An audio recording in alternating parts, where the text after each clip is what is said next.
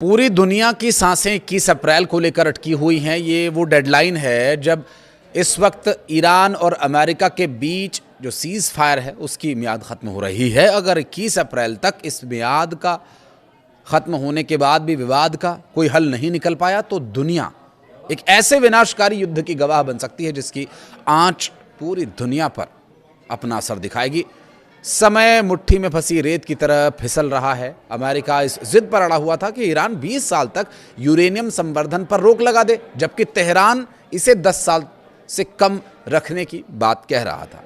देखिए, यूरेनियम संवर्धन नहीं करेंगे 10 साल तक, इस बात के लिए ईरान भी राजी हो गया, लेकिन उसके बावजूद अमेरिका ने उसमें 10 साल और जोड़ने की बात पर रोड़ा अटका दिया। इस बात पर अब दोनों देशों के बीच ऐसी खाई खुदी हुई है कि बातचीत सीधा धड़ाम हो गई। दरअसल एक्सक्यूज की रिपोर्ट के मुताबिक हाई वोल्टेज ड्रामे की पोल तो खुल ही गई। अमेरिका की शर्तें किसी फरमान जैसी थी।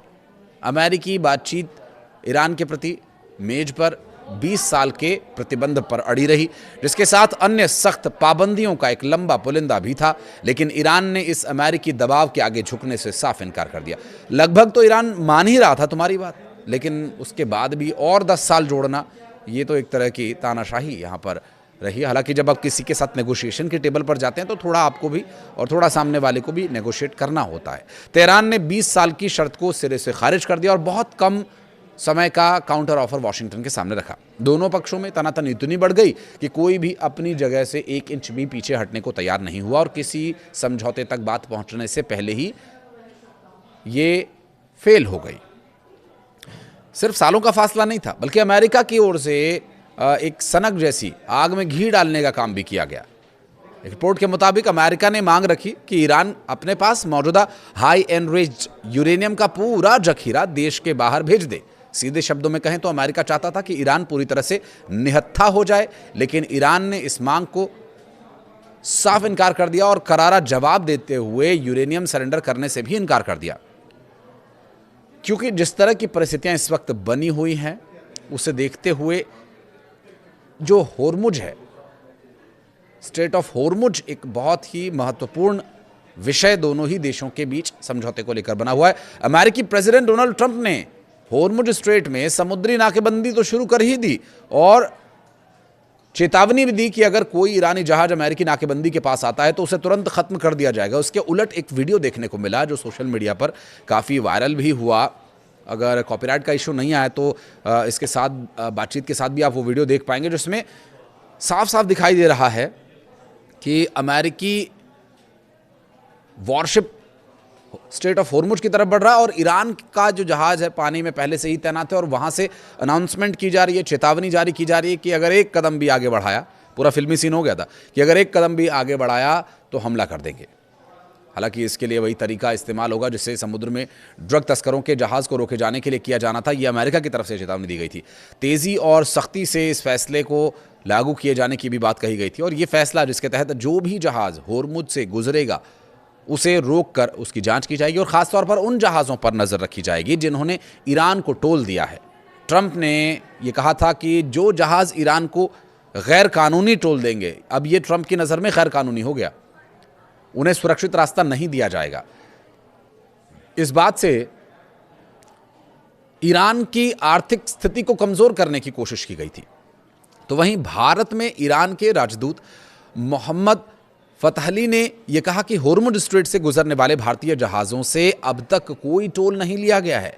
ईरान यहां से भारतीय जहाज़ों को सुरक्षित गुजरने में मदद भी करेगा। ट्रंप की धमकी जो देखने को मिली, जिसमें ईरानी जहाज़ अमेरिकी नाकेबंदी के पास आएगा उसे तुरंत तबाह कर देंगे वाली जो बातें कही गई, उसकी सिर्फ बातें देखने को मिली, जबकि ईरान ने जो चेतावनी दी और जो घेराबंदी की उसका वीडियो भी सामने आ गया है।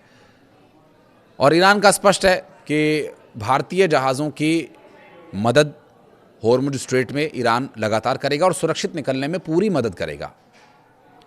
दरअसल इस पूरे बहस और पूरी परिस्थितियों के बीच पोप लियो का भी एक बयान सामने आया, जिसमें पोप लियो ने ट्रंप से बहस करने से इनकार करते हुए कहा कि उनका काम राजनीति नहीं है बल्कि दुनिया में शांति फैलाना है। तो वहीं ईरान ने भी चेतावनी दी है कि अगर उनके बंदरगाहों पर हमला हुआ तो फारस की खाड़ी और ओमान सागर में कोई भी पोर्ट सुरक्षित नहीं रहेगा।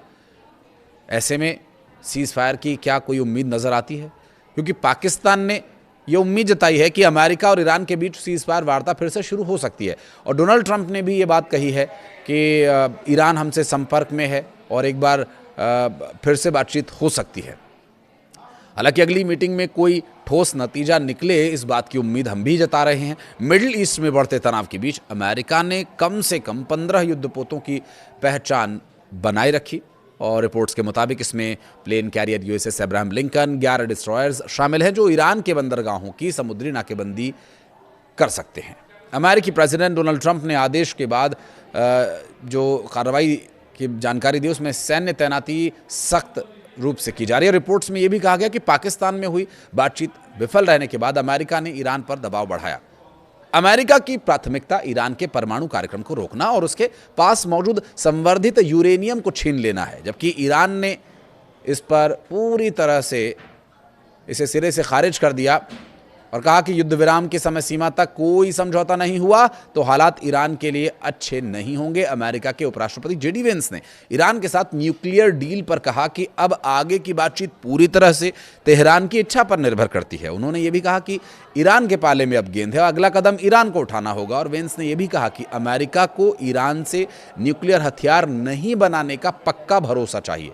उन्होंने ये भी बताया कि पाकिस्तान में हुई लंबी बातचीत के बावजूद कोई अंतिम समझौता नहीं हो सका, क्योंकि ईरानी प्रतिनिधियों के पास फैसले को मंजूरी देने का अधिकार नहीं था। हालांकि कुछ पॉजिटिव साइंस मिले, लेकिन अमेरिका का रुख है कि ईरान को अब और ठोस कदम उठाने होंगे। अमेरिकी नाकेबंदी लागू होते ही स्ट्रेट ऑफ होर्मुज के पास 2 तेल टैंकर्स ने अपना रास्ता बदल लिया।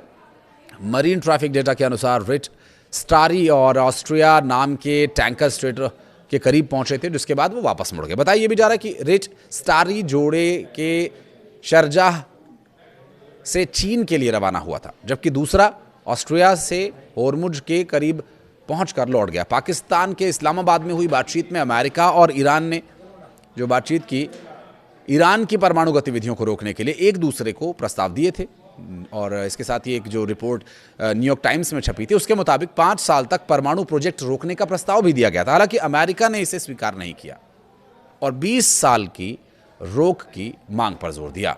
अमेरिकी प्रेसिडेंट डोनाल्ड ट्रंप ने ईरान युद्ध की कवरेज को लेकर अमेरिकी मीडिया, खासकर द न्यूयॉर्क टाइम्स पर अपने गुस्से को जाहिर किया। उन्होंने social media platform truth social पर लिखा कि मीडिया युद्ध की स्थिति को गलत तरीकों से पेश कर रहा है और ऐसा दिखा रहा है जैसे ईरान बढ़त में हो।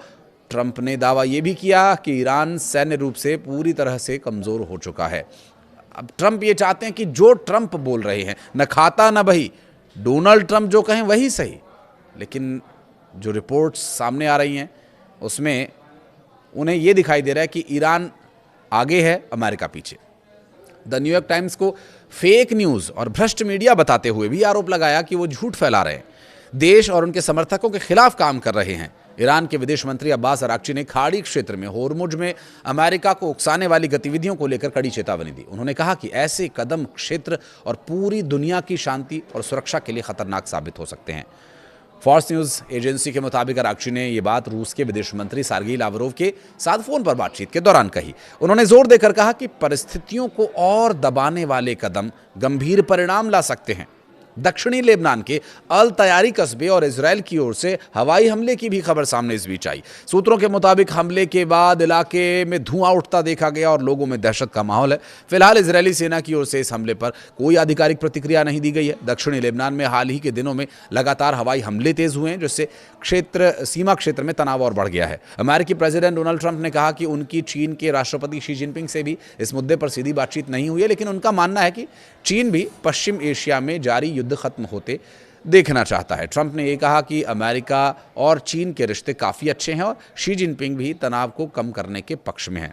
जबकि ट्रंप ने यह भी चेतावनी दी है कि अगर चीन तेहरान को सैन्य मदद देता है तो उसे गंभीर परिणाम भुगतने होंगे।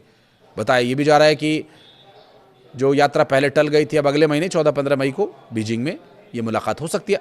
व्हाइट हाउस ने इस दौरे की भी पुष्टि की है।